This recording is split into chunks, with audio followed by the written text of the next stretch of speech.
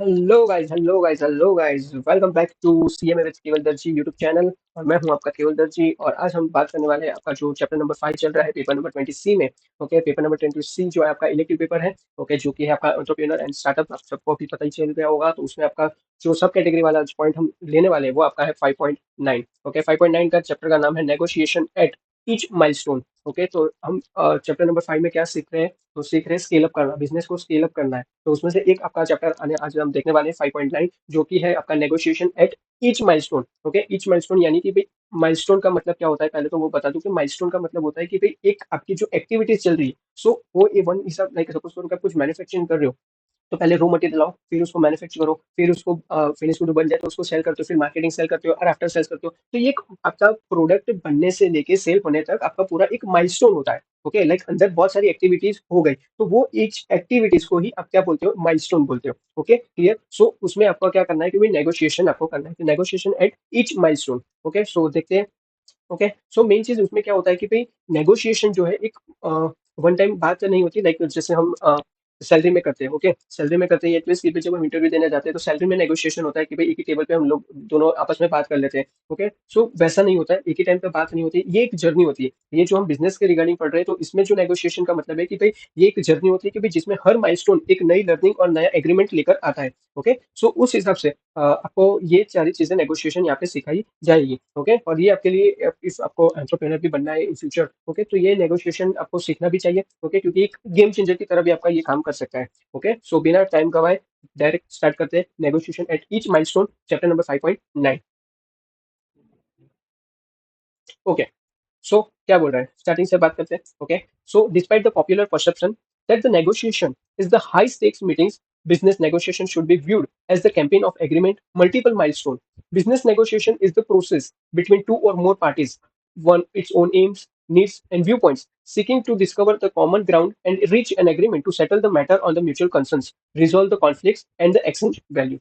Okay, जो जितना मैंने हाईलाइट किया उतनी चीज हमको पढ़नी है। ओके, सो मेन चीज हमने इतना हमने पढ़ा। ओके, सो क्या बोल क्या रहा है, ये चीज क्या बोल रहा है कि भाई क्या है negotiation at each milestone. Okay, so main क्या होता है कि भाई लोग अक्सर क्या वो सोचते हैं कि भाई नेगोशिएशन एक बड़ी सी मीटिंग होती है। ओके, जो पहले मैंने बताया कि भाई जिसमें क्या करते हैं कि भाई सब डिसाइड हो जाता है, लाइक वगैरह वगैरह जो भी डिसाइड करना होता है वो होता है। बट लेकिन असल में जो नेगोशिएशन एक लंबी क्या होता है प्रोसेस है कि जिसमें भाई मल्टीपल एग्रीमेंट्स और माइलस्टोन होते हैं। ओके, और ये एक प्रोसेस है जिसमें भाई दो या फिर दो से ज्यादा पार्टीज अपने अपने गोल्स और व्यू पॉइंट्स लेके बैठते हैं और एक कॉमन ग्राउंड ढूंढती है। ओके, एक कॉमन पॉइंट पे बात आती है कि कॉमन दोनों के लिए फायदा हो, वैसे ही कॉमन पॉइंट पे आते हैं और उस डील को फाइनल करते हैं। तो ये प्रोसेस में क्या होता है कि जो भी कॉन्फ्लिक्ट होता है उसको भी सॉल्व कर लेते हैं। ओके, और एक फेयर वैल्यू एक्सचेंज में आप डिसाइड करते हैं कि भाई इतना हम रखते हैं और उसके बाद एग्रीमेंट प्रोसेस करते हैं।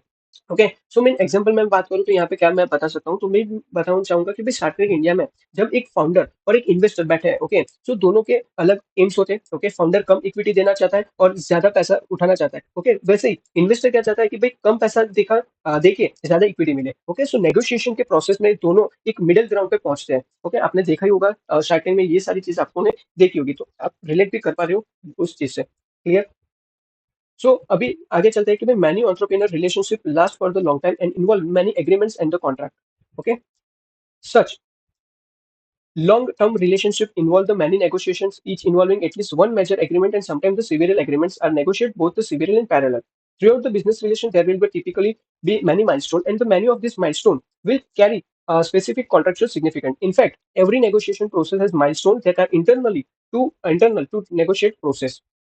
यानी वो बोल रहे हैं कि भाई एंटरप्रेन्योर और बिजनेस पार्टनर्स के रिलेशनशिप एक दिन के लिए नहीं बल्कि लॉन्ग टर्म के लिए होते हैं।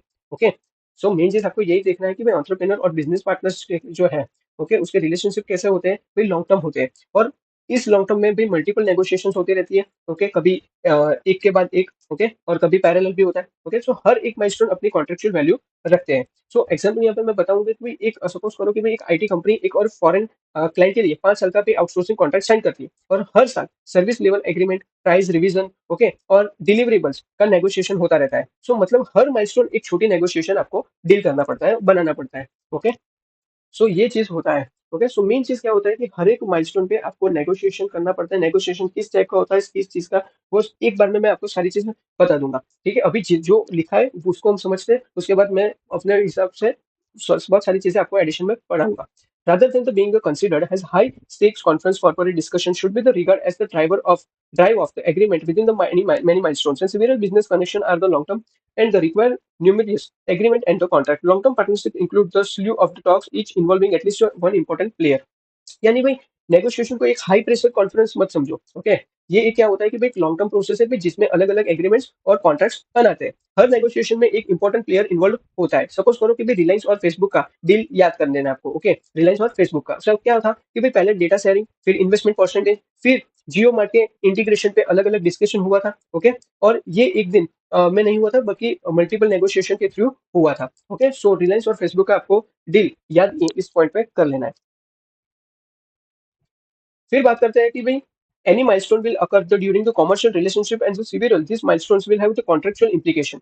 Every negotiation process have its own set of the internal milestone. यानी भाई क्या बोल रहा है कि भाई बिजनेस रिलेशन में हर माइलस्टोन एक एग्रीमेंट जैसा होता है। ओके, और उसके अपने कॉन्ट्रेक्चुअल इफेक्ट भी होते हैं। ओके, सो मतलब क्या होता है कि भाई नेगोशिएशन एक स्टेप बाय स्टेप जर्नी है, बस उतना आपको याद रखना है। ओके, और मेन चीज एग्जांपल की बात करूँ तो भाई अमेजोन जब किसी सेलर को ऑनबोर्ड करता है तो पहले क्या करता है कि भाई प्रोडक्ट लिस्टिंग का माइलस्टोन होता है, फिर कमीशन परसेंटेज डिटाइड होता है, फिर डिलीवरी टर्म्स फाइनलाइज होता है, और हर एक अपना कॉन्ट्रेक्चुअल माइलस्टोन रहता है। सो हर एक पॉइंट पे आपका नेगोशिएशन रहने वाला है। क्लियर? सो माइलस्टोन भी आपको पता चल गया होगा, और मेन चीज है कि आपका नेगोशिएशन ऑफ ईच माइलस्टोन भी क्या होता है वो भी आपको पता चल गया होगा। ओके, अब मैं आपको एक थोड़ा और अ, बता देता हूँ। ओके, सो मेन चीज क्या आता है कि भाई नेगोशिएशन। सो हमने तो देखा, कब से हम देख ही रहे हैं नेगोशिएशन नेगोशिएशन। सो सिर्फ एक मीटिंग, नेगोशिएशन क्या होता है भाई, सिर्फ एक मीटिंग नहीं होती। हम क्या सोचते हैं भाई, जैसे हम इंटरव्यू देने जाते हैं तो नेगोशिएशन करते हैं तो वो एक मीटिंग में खत्म हो जाते हैं। ओके, बट वो ये जो बिजनेस वाला जो नेगोशिएशन वो वैसा नहीं रहता। सो मैं पूरा चीज आपको बता गो थ्रू करवा दे रहा हूँ, फिर हम आगे बढ़ेंगे 5.9.1 में। सो पहली चीज नेगोशिएशन क्या है भाई, ये सिर्फ एक मीटिंग नहीं होती, उसमें क्या होता है कि भाई एक पूरा प्रोसेस होता है। लोग उससे क्या सोच लेते हैं कि भाई नेगोशिएशन एक फॉर्मल टेबल के सामने होने वाली एक बार की बात होती है, जहाँ पे दोनों पार्टी क्या करती है कि भाई फाइनल डिसीजन पे पहुंच जाती है। But reality is totally different होता है। लाइक कैसे, तो बिजनेस नेगोशिएशन एक कंटिन्यूस प्रोसेस होता है भाई, जिसमें हम छोटी छोटी एग्रीमेंट और माइलस्टोन्स लाइक बिजनेस नेगोशिएशन में क्या होता है कि जहाँ पे आपके छोटी छोटी एग्रीमेंट्स और माइलस्टोन्स के होते हैं। ओके, उस हिसाब से आपको नेगोशिएट करना रहता है। अभी मेन चीज, दूसरी चीज, नेगोशिएशन क्या है। ओके, आपको क्वेश्चन आ रहा होगा नेगोशिएशन है क्या। सो भाई नेगोशिएशन एक ऐसा प्रोसेस है भाई, जिसमें दो या दो से ज्यादा पार्टीज अपने अपने ऑब्जेक्टिव्स, अपने अपने नीड्स, अपने व्यू पॉइंट्स के साथ आती है और मिलके एक कॉमन ग्राउंड ढूंढती है। कॉमन ग्राउंड यानी दोनों को बेनिफिट हो, दोनों को नुकसान ज्यादा ना हो, वैसे कॉमन ग्राउंड पे पहुंचते हैं। ओके, तो जिससे एक म्यूचुअल एग्रीमेंट पर पहुंच सके, और चाहे वो किसी कॉन्फ्लिक्ट रिजोल्यूशन के लिए हो या तो फिर वैल्यू एक्सचेंज के लिए हो। ओके, सो वहां पे वो लोग कॉमन ग्राउंड पे आके दोनों एक एग्रीमेंट कर लेते हैं। अभी बात करते हैं कि भाई long term business is equal to multiple negotiation. Okay, so main चीज क्या होता है कि जो हमने पॉइंट पढ़ा था कि many entrepreneur relations for long term and involve the many agreements and contracts, such long contract relationship involve the many negotiation. Okay, so उसकी बात करें तो भाई long term business is equal to multiple negotiation हुआ। अगर आप एक startup founder हो तो याद रखो कि भाई एक डील कभी भी लास्ट डील नहीं होती। ओके, क्या बोला मैंने, एक डील कभी भी लास्ट डील नहीं होती। जिसमें इसे एक लॉन्ग टर्म बिजनेस रिलेशनशिप में आपको मल्टीपल टाइम आपको नेगोशिएट करना पड़ेगा। लाइक हर कॉन्ट्रैक्ट में, हर एग्रीमेंट, हर फंडिंग राउंड, हर डिलीवरी माइलस्टोन। ओके, सो सब एक एक नेगोशिएशन पॉइंट बन जाता है आपका। ठीक है, अभी उसका मैं एग्जांपल आपको बताऊं तो सपोज करो कि भाई आपने एक वेंडर के साथ 6 महीने का सप्लाई एग्रीमेंट किया। ओके, सो सेकंड मंथ में डिलीवरी लेट हो गई। अब आपको फिर से टर्म्स लाइक टर्म रीनेगोशिएट आपको करना पड़ सकता है। ओके, क्योंकि भाई आपका जो 6 महीने का कॉन्ट्रैक्ट है उसमें सेकंड मंथ में आपका डिलीवरी लेट हो जाता है, तो उसके रिगार्डिंग आप कुछ क्या करते हो, टर्म्स में रीनेगोशिएट करते हो और वैसे आप ऐड करते जाते हो। ओके, अभी सपोज करो कि फोर्थ मंथ, लाइक चौथा चौथा मंथ था, तो उसमें आपका ऑर्डर वॉल्यूम बढ़ा गया। ओके, क्या किया उन लोगों ने, ऑर्डर वॉल्यूम आपका बढ़ गया, सो फिर से प्राइसिंग पे आपका नेगोशिएशन होगा। ओके, क्योंकि पहले जो नेगोशिएशन हमने एग्रीमेंट किया था वो एक पर्टिकुलर पॉइंट पे किया था कि भाई इतना ऑर्डर हमारा रहेगा तो इतनी प्राइस रहेगी। बट अभी हमारा ऑर्डर वॉल्यूम ही जो है वही बढ़ गया है कि हम ज्यादा ऑर्डर उसको दे रहे हैं सप्लायर को। ओके, तो फिर से क्या होगा कि आपका प्राइसिंग जो होगा उस पर नेगोशिएशन होता रहेगा। ओके, सो यानी माइलस्टोन बाय माइलस्टोन नेगोशिएशन क्या है, आपका एक रियलिटी है। ओके, आपका चेंज होता रहता है, नेगोशिएशन आपको करना पड़ता है। ओके, समझ गए। अभी जो समझते हैं हम कि नेगोशिएशन माइलस्टोन क्या होता है। अभी मैंने बोला कि माइलस्टोन बाय माइलस्टोन नेगोशिएशन एक रियलिटी है। ओके, बट अभी वो समझते हैं कि भाई नेगोशिएशन माइलस्टोन क्या होता है। ओके, सो हर नेगोशिएशन के अंदर भी कुछ इंटरनल चेकमेंट्स होते हैं। लाइक कैसे, सपोज करो इनिशियली प्रपोजल आपने दे दिया, काउंटर, वो सामने वाला काउंटर ऑफर करेगा, फिर मिडिल ग्राउंड डिस्कशन होता है कि भाई दोनों को फायदा हो, दोनों को नुकसान कम हो, वैसे पे आते हैं। फिर एक टेंटेटिव एग्रीमेंट होता है, और फाइनल क्या होता है कि फाइनल टर्म्स एंड क्लोजर होता है। सो हर स्टेज पे क्लियरिटी, कम्युनिकेशन और द पेशेंस जरूरी रहता है। अभी हम बात करते हैं कि भाई नेगोशिएशन का पर्पस क्या है।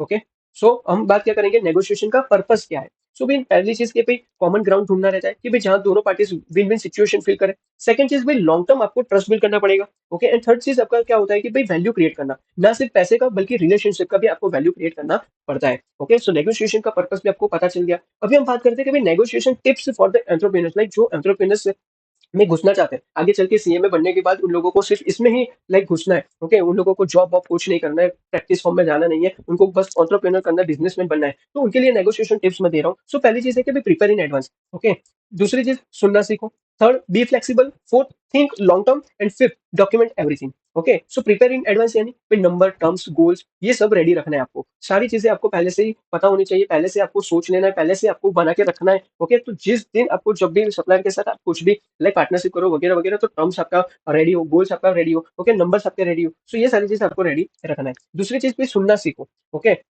सुनना सीखो यानी कि भाई दूसरी पार्टी की नीड समझने आपको समझना is the half the we. Okay आपने पहले दूसरी पार्टी को समझ लिया तो फिर आप तो आधी गेम तो जीत ही जाओ, वहां पे जीत ही गए हो, जीत जाओगे। Okay so it's simple thing. Third चीज is the be flexible. So हर पॉइंट पे आपको रिजिड होना दिल तोड़ सकता है। ओके सो रिजिड नहीं होना है, आपको थोड़ा लाइक फ्लेक्सिबल रहना है। ओके चलो लाइक कुछ चीज होता है बिजनेस में कि भाई आपको फ्लेक्सिबल बन के सोच के या तो फिर टेक आपको टेकल करना पड़ता है। ओके रिजिड बन के आप डील नहीं तोड़ पाओगे वहां पे। ओके फोर्थ चीज होता है कि भाई think long term. Okay so हर छोटी विक्ट्री पे पीछे क्या मत भागो, आपको बड़ा विजन रखो, बड़ी सोच रखो। ओके कि आपको आगे क्या करना है वो उस पर आप फोकस रखो। Then fifth one is the document everything. Okay so verbal agreement written contracts बन जाए। ओके सो मेन चीज आपको ऑलवेज क्या करना है, डॉक्यूमेंट के फॉर्म में एग्रीमेंट के फॉर्म में ही आपको सारी चीजें डील करनी रखनी है। ठीक है सो यहाँ पे आपको सारी चीजें मैंने बता दी है। ओके सो आपको बहुत इजी से समझ आ गया होगा कि भाई नेगोशिएशन एक माइलस्टोन में क्या होता है और बिजनेस के पॉइंट ऑफ व्यू से हमने कैसे करना होता है लाइक नेगोशिएशन, सो वो भी हमने बात कर ली है। ठीक है अब हम जाते हैं 5.9.1 पे, some of the regular milestones in a business day. So यहाँ पे आपको एक कैसे फॉर्म में दिया है कि एक लाइक पैरा फॉर्म में आपको दिया है। ओके बट मैं आपको पूरी चीज बता दूंगा। ओके पहले okay so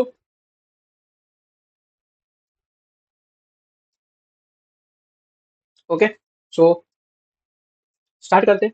so first thing the parties usually agree one main agenda topic और more frequently series of agenda items to discussing during the initially negotiating exchange. Following agenda discussion, the parties will come up with the shortlisted of the main points on which they can agree, and they are indicating their intent to establish the agreement by the agreeing on this list of the topics. Because if it is normally non-commit committal intent, it may be referred to informal letter of the intent (LOI). Okay so main चीज ये क्या बोल रहा है कि भाई अभी आपको क्या देखना है कि भाई आपको रेगुलर माइलस्टोन कैसे आ सकते हैं बिजनेस डील करते वक्त। ओके सो वो आप पढ़ने वाले हैं। सो पहली चीज क्या होता है कि भाई सबसे पहले दोनों पार्टी से एक एजेंडा डिसाइड करती है और ये एक छोटी लिस्ट बनाती है। ओके जिसमें वो क्या करते हैं कि भाई वो टॉपिक्स लिखते हैं और कैसे टॉपिक्स लिखते हैं कि भाई जिसमें एग्रीमेंट हो सकता है, या तो फिर ये सिर्फ एक इंटेंशन दिखाता है कि भाई एग्रीमेंट बनाना है बट लीगली बाइंडिंग नहीं होता, इसको इनफॉर्मल लेटर ऑफ इंटेंट या तो फिर एलओआई भी हम कहते हैं। अभी सपोज करो कि भाई एक स्टार्टअप और एक इन्वेस्टर एलओआई साइन करते हैं कि भाई जिसमें लिखा होता है कि भाई दोनों मिलके अगले 30 दिन में फाइनल एग्रीमेंट तैयार करेंगे। ओके सो वैसे आप लोग क्या कर सकते हो, तो फर्स्ट स्टेप आप ले सकते हो। फर्स्ट स्टेप को क्या बोलते हैं कि भाई एजेंडा फिक्स करना, starting point of the deal. तो डील स्टार्ट करने का फर्स्ट पॉइंट है आपका एजेंडा फिक्स करना। सो यहाँ पे पॉइंट्स आप बनाते जाना कि फर्स्ट पॉइंट आपका क्या है कि भाई एजेंडा फिक्स करना। एजेंडा फिक्स करना पहला काम रहता है आपका, ये रहता है कि एजेंडा आपको फिक्स करना रहता है, ये स्टार्टिंग पॉइंट है आपका डील का। ओके फिर सेकंड पॉइंट है आपका कि भाई ड्राफ्ट टर्म शीट या तो फिर ड्राफ्ट एमओयू बनाना। ओके सेकंड चीज क्या है, ड्राफ्ट टर्म शीट या तो फिर और MOU memorandum of understanding. Okay उसको क्रिएट करना। थर्ड आपका स्टेप क्या रहता है कि भाई डिटेल टर्म शीट बना के उसको साइन करना। ओके डिटेल में क्या करना है, आपको टर्म शीट बनाना है और उसको क्या करवाना है, साइन करवाना है। ओके फोर्थ भाई closing the deal, closing the deal. Okay so ये चार जो है वो आपके माइलस्टोन है आपके बिजनेस डील में आपको हेल्पफुल होता है। तो बिजनेस डील कैसे बनता है, पहले एजेंडा फिक्स करते हैं, फिर ड्राफ्ट एक बनता है टर्म शीट या तो फिर एमओयू जैसा, फिर उसमें डिटेल टर्म शीट बनता है और उसको साइन होता है, एंड देन आपका फोर्थ क्लोजिंग द डील होता है। ओके सो एक एक और मेन चीज फिफ्थ भी एक पॉइंट होता है, वो भी मैं यहाँ पे लिख देता हूँ, पोस्ट क्लोजिंग माइलस्टोन, कि डील क्लोज होने के बाद क्या माइलस्टोन हो सकता है। क्लियर चलो अब हम पढ़ते हैं, हमारा पॉइंट पे आ जाते हैं। चलो चलो चलो चलो। Okay perfect. So the next step, the party negotiate the major element into the draught. Okay, draught यानी ड्राफ्ट, टर्म शीट, या तो फिर क्या करते हैं, मेमोरेंडम अंडरस्टैंडिंग, जो मैंने लिखवा दिया पहले से ही। ओके, आई नो, मुझे पता है कि आपको क्या चाहिए रहता है, ये आपको ये पढ़ना आपको लाइक वाहियात लगता है, कि भाई बेकार लगता है, बोरिंग लगता है। ओके, बट उससे अच्छा कोई मुझे पॉइंट ही दे दे तो मैं डायरेक्ट पॉइंट ही पढ़ लूँ। तो मैंने पॉइंट आपको ऑलरेडी दे दिया। पहले क्या बनाते हैं, हम एजेंडा क्रिएट करते हैं। फिर दूसरी चीज हम क्या करते हैं कि एजेंडा बनाने के बाद हम ड्राफ्ट करते हैं टर्म शीट, या तो फिर ड्राफ्ट करते हैं एमओयू। फिर उसमें डिटेल में हम क्या करते हैं, टर्म शीट बनाते हैं और उसको साइन करवाते हैं। फोर्थ क्या करते हैं, क्लोजिंग डील करते हैं। एंड फिफ्थ क्या करते हैं कि पोस्ट क्लोजिंग माइलस्टोन भी एक होता है, तो वो देखना पड़ता है। Okay, which is typically contain the language outline, contain a language outline the party's commitment level.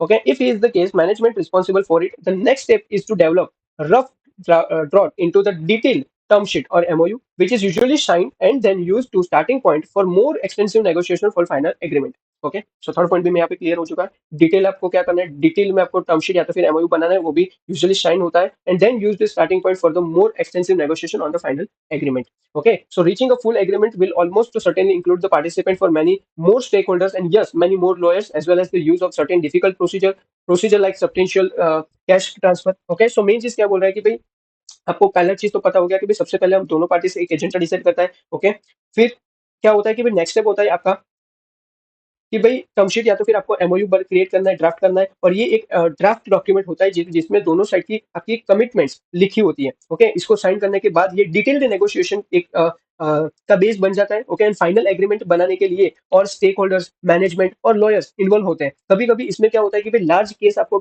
Cash cash यानी पैसा ट्रांसफर आपको, या कॉम्प्लेक्स लीगल स्टेप भी आपको इंक्लूड होता है। अभी सपोज करो कि ओला ने एक फॉरेन इन्वेस्टर के साथ टर्म शीट साइन किया, जिसमें भाई मेंशन है कि भाई $200 मिलियन इन्वेस्ट होगा, इक्विटी 15% होगी और पैसा 3 इंस्टॉलमेंट में आएगा। सो ये एक बेस बना फाइनल एग्रीमेंट के लिए। ओके, सो इसको बोलते हैं आपको सेकंड चीज टर्म शीट या तो फिर जो भी है एमओयू। ओके, तो वो क्रिएट कैसे होता है आपके बिजनेस डील में। क्लियर। लास्ट है आपका closing the may occur the same time assigning or the later date to allow them completion all the necessary supporting steps before the agreement officially become effective. Most agreement will also include several post-closing contingency milestone and that either part of the agreement fulfillment or would trigger other the clauses. यानी क्या बोल रहा है कि भाई closing कभी तुरंत होती है और कभी डिले भी हो जाती है। ओके, जब तक सपोर्टिंग स्टेप्स कंप्लीट ना हो जाए तब तक एग्रीमेंट तभी इफेक्टिव होगा कि भाई जब सब कंडीशन आपकी फुलफिल हो। और कभी कभी पोस्ट क्लोजिंग भी कंडीशन भी होती है कि भाई जो एग्रीमेंट के क्लोजेस को एक ट्रिगर करती है। अभी सपोज करो कि भाई एक रियल एस्टेट डील में क्लोजिंग तभी होती है भाई जब बायर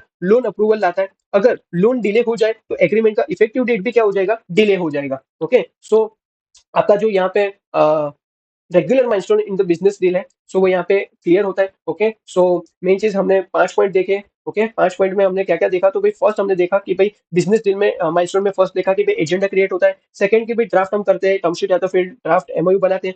देन थर्ड हमने देखा कि भाई टर्म शीट में डिटेल में बनाते हैं और उसको साइन करवाते हैं। फिर क्लोजिंग डील होता है। ओके, क्लोजिंग डील में फिर से मैं एक बार बता देता हूँ कि भाई एग्रीमेंट फाइनल होने के बाद होता है। ओके, लाइक क्लोजिंग जो ये होता है तो वो तुरंत भी हो सकता है या तो फिर थोड़ा टाइम दिए भी उसको जा सकता है। Like for the legal formalities के लिए टाइम दिया जाता है, या तो फिर अप्रूवल, कैश ट्रांसफर, या तो फिर फाइनल डॉक्यूमेंटेशन के लिए भी उसको टाइम दिया जाता है।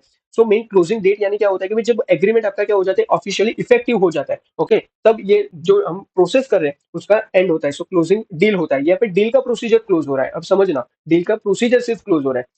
ओके, और फिर क्या होता है कि पोस्ट क्लोजिंग माइलस्टोन, उसमें क्या होता है कि लास्ट था कि भाई डील साइन होने के बाद भी काम खत्म नहीं होता है। भाई मोस्ट एग्रीमेंट के अंदर क्या होता है कि भाई कुछ पोस्ट क्लोजिंग माइलस्टोन होते हैं, लाइक जैसे आपको पेमेंट ट्रिगर करना। ओके, लाइक परफॉर्मेंस बेंचमार्क आपको सेट करना, क्लोज जो भी क्लोज है एक्टिवेशन के, like suppose for example penalties हो गया, बोनस, ओनरशिप ट्रांसफर। ओके, सो ये सब टर्म्स प्री डिसाइड होते हैं, पर उनका जो इम्पैक्ट है वो बाद में पड़ता है। ओके, सारे डील खत्म होने के बाद जब एग्रीमेंट बनता है तब उसकी जरूरत पड़ती है। Clear. So I hope so कि आपको ये सारी चीज आपको समझ आ चुकी है। ओके।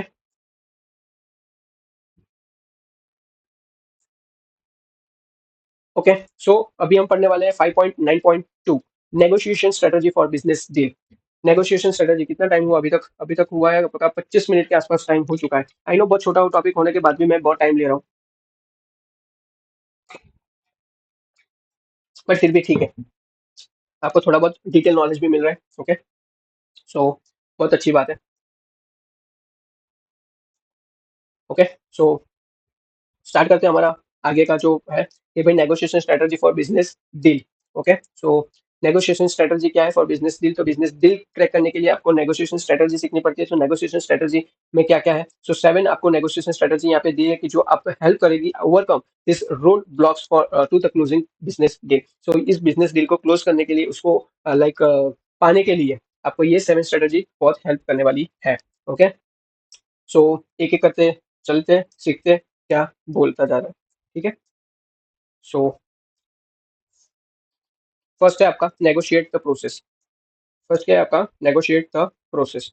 ओके, सो मैं डायरेक्ट एक काम करता हूँ, इतना अंदर से पूरा चीज हम देखने जाएंगे तो उससे अच्छा मैं डायरेक्ट चीज बता देता हूँ कि क्या चीज बोलना चाह रहा है, तो टाइम भी बचेगा। ओके, सो पहली चीज क्या बोल रहा है कि नेगोशिएट द प्रोसेस। अभी नेगोशिएट द प्रोसेस में क्या होता है? ओके, सो मेन चीज क्या होता है कि भाई बहुत बार डील जो है आपकी इसलिए क्लोज नहीं होती क्योंकि भाई प्रोसेस क्लियर नहीं होता। बट इसलिए शुरू में ही आप डिसाइड करो कि भाई आपको कैसे प्रोसीड करना है, कौन सा इश्यू डिस्कस करना है, मीटिंग कब होगी, या तो फिर ये फॉल्स एग्जम्पशन को आपको रोकता है। ओके, सो इसलिए ये चीज होता है। So we often difficulty to closing the deal in negotiation because we feel to negotiate an explicit proceed at the beginning of the talks. Okay, so बहुत बार क्या होता है कि डील इसलिए क्लोज नहीं होती क्योंकि प्रोसेस क्लियर नहीं होता। बट इसलिए शुरू में ही डिसाइड करो कि भाई कैसे प्रोसीड करना है आपको। ओके, लाइक डील को कैसे आपको स्टार्ट करना है। ओके, सो बहुत सारी चीजें हैं। तो सपोज करो एग्जांपल यहाँ पे बताता हूँ, तो भाई एक स्टार्टअप और एक इन्वेस्टर डिसाइड करते हैं कि भाई पहले वैल्यूएशन डिस्कस होगा, फिर इक्विटी स्प्लिट, और हर फ्राइडे मीटिंग होती रहेगी।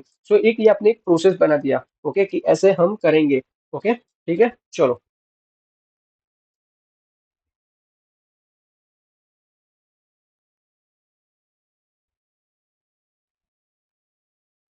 ओके, सेकंड चीज, just wait. Okay, set the benchmarks and deadlines. Second चीज क्या है आपका? Just wait. Set benchmarks and deadlines. Okay, so main चीज क्या है इसमें कि भाई आपको इसमें क्या होता है कि भाई नेगोशिएशन में डेडलाइंस बहुत जरूरी होता है। अगर डेडलाइंस क्लियर हो तो दोनों साइड प्रेशर में आके टाइमली डिसीजन लेते हैं। ओके, सो आपको मेन चीज यहाँ पे डिस्क्लोज कर रखा है ना अपनी डेडलाइंस को। ओके, सपोज करो कि भाई एक इन्वेस्टर बोलता है कि भाई अगर एग्रीमेंट 15 दिन में फाइनलाइज नहीं हुआ तो भाई वो दूसरे स्टार्टअप्स को कंसिडर करेगा। सो ये एक प्रेशर फाउंडर को ही एक्टिव बनाता है। ओके, सो ये भी आपको देखना है। थर्ड चीज आपकी स्ट्रेटजी में होनी चाहिए try shut down move. Try shutdown move में क्या होता है कि भाई सपोज करो कि भाई इसका मतलब है कि भाई कॉम्पिटिटर को ब्लॉक करना। लाइक एक छोटा पीरियड भी फिक्स कर लो जिसमें सिर्फ आपके साथ नेगोशिएशन होगा, कोई और ऑफर कंसिडर नहीं होगा। ओके, लाइक एग्जांपल सपोज करो कि भाई एक स्टार्टअप बोलता है कि भाई इन्वेस्टर को अगला एक वीक सिर्फ आपके साथ नेगोशिएशन करेगा, किसी और से बात नहीं होगी। ओके, सो ये आपका क्या होता है? एक ट्राई और शटडाउन मूव होता है। फिर क्या होता है? Take a break. Okay, take a break. आपको तो बहुत अच्छा लगता होगा ये सुन के तो। ओके, सो इसमें क्या होता है कि भाई नेगोशिएशन स्ट्रेसफुल हो जाता है तो भाई एक ब्रेक लेना फायदेमंद होता है। लाइक उससे दोनों साइड अपना रिव्यू कर सकते हैं और फ्रेश माइंड के साथ वापस आ सकते हैं। जैसा आपने स्टार्टिंग में देखा होगा कि भाई जब डील होती है और इन्वेस्टर अपनी इक्विटी बोलते हैं। ओके, आपने स्टार्टिंग में देखा ही है, ये सेम चीज दिखा है। ओके, तो वो लोग क्या बोलते हैं, इन्वेस्टर जो वहां पे बैठे हैं, ओके, जो शार्क है, वो क्या बोलते हैं कि भाई काम करो, बाहर जाओ, 2 मिनट के हम टाइम देते हैं, आप डिस्कस करके आप वापस आओ। तो उस मोमेंट पे टेक अ ब्रेक दोनों साइड लेते हैं। तो दोनों एक बार डिसाइड करते हैं कि भाई हमको कितनी इक्विटी देना है, वो लोग बोलते हैं कि भाई हमको कितना पैसे में कितनी इक्विटी देनी चाहिए। तो दोनों साइड का एक पर्सपेक्टिव से हम बात सोच लेते हैं। तो उसको में आपको टेक अ ब्रेक भी मिलता है। Okay, clear. फिर हम बात करते हैं bring in the trusted third party. Bring in trusted third party. Like इसमें क्या होता है कि भाई जब दोनों साइड अपना फाइनल पॉइंट डिस्क्लोज नहीं करना चाहते हैं तो भाई एक मीडिएटर हेल्पफुल होता है कि भाई जो मिडल सॉल्यूशन ढूंढते हैं। सपोज करो कि भाई दो टेलीकॉम कंपनीज एक इंडिपेंडेंट कंसल्टेंट अपॉइंट करती है, भाई जो दोनों की क्या करती है, डिमांड्स को एनालिस करके एक फेयर प्राइस सजेस्ट करता है। ओके, सो ये भी एक होता है लाइक स्ट्रेटजी है फॉर द डील को क्लोज करने के लिए। ओके, फिर होता है एक change the lineup. Change the lineup में क्या होता है कि भाई सपोज करो कि भाई अगर एक team member okay negotiation block कर रहा है तो उसको रिप्लेस करना बेस्ट होता है। नया मेंबर फ्रेश पर्सपेक्टिव लाता है। ओके, सो मेन चीज है चेंज द लाइनअप। ओके, सो एक स्टार्टअप का भी सपोज करो कि भी सीएफओ जो है, चीफ फाइनेंशियल ऑफिसर, वो हमेशा हार्ड बार्गेनिंग करता है। ओके, सो नेगोशिएशन रुक गया। ओके, सो कंपनी ने क्या किया कि भाई नया एडवाइजर को भेजा और डील क्लोज करवा दिया। ओके, सो ये भी एक अच्छा चीज है कि भाई चेंज द लाइनअप। ओके, आप पर्सन को चेंज करके देखो, आपके मेंबर को चेंज करके देखो। Okay, set up the contingent contract. Okay, set up the contingent contract. So भाई कंटिंजेंट कॉन्ट्रैक्ट में क्या होता है कि भाई एक तरह का एक बेट होता है। ओके, आपने लॉ में पढ़ा है, इंटर फाइनल दोनों में पढ़ा होगा। ओके, सो कंटिंजेंट कॉन्ट्रैक्ट क्या होता है, आपने पढ़ा है 1872 of the Indian contract act में। ओके, सो कंटिंजेंट कॉन्ट्रैक्ट में क्या होता है कि एक तरह का बैट होता है। बैट यानी एक शर्त लगती है। ओके, कि भाई अगर फ्यूचर आउटकम वैसे हुआ जैसे एक पार्टी बोल रही है तो उन्हें रिवॉर्ड मिलेगा वरना पेनल्टी होगी। ओके, सो ऐसे डील होता है। अभी आपने लॉ में पढ़ा होगा कि भाई वो सीट आ जाएगी यहाँ तक तो फिर मैं ऐसे ये करूंगा, नहीं आएगी तो ये करना पड़ेगा तुझे। ओके, सो ये सारी चीज होती है कंटिंजेंट कॉन्ट्रैक्ट में ऊपर जो शर्त पे मुजब लाइक क्या बोलते हैं डील होता है, कॉन्ट्रैक्ट होता है। क्लियर? तो यहाँ पे आपके 7 जो स्ट्रेटजी है और द जैसे डील आप बिजनेस डील क्रैक कर सकते हो, लाइक क्लोज कर सकते हो, उसके लिए 7 स्ट्रेटजी आपको यहाँ पे दी गई है। ओके, सो आपको आई होप कि आपको समझ आ चुका होगा। ओके, नहीं समझ आता है किस कोई भी पॉइंट पे तो कमेंट करके आप मुझे बता सकते हो कि किस चीज पे आपको दिक्कत है, तो वो चीज मैं आपको डायरेक्ट वहाँ पे कमेंट सेक्शन में बता दूंगा कि इस चीज का ये मीनिंग होता है। ओके, सो तब तक के लिए यहाँ पे मैं इस वीडियो को एंड करता हूँ। 5.9 चैप्टर आपका यहाँ पे खत्म हो चुका है। Okay, so thank you so much और मिलते हैं हम नेक्स्ट लेक्चर में। तब तक के लिए टाटा बाय बाय।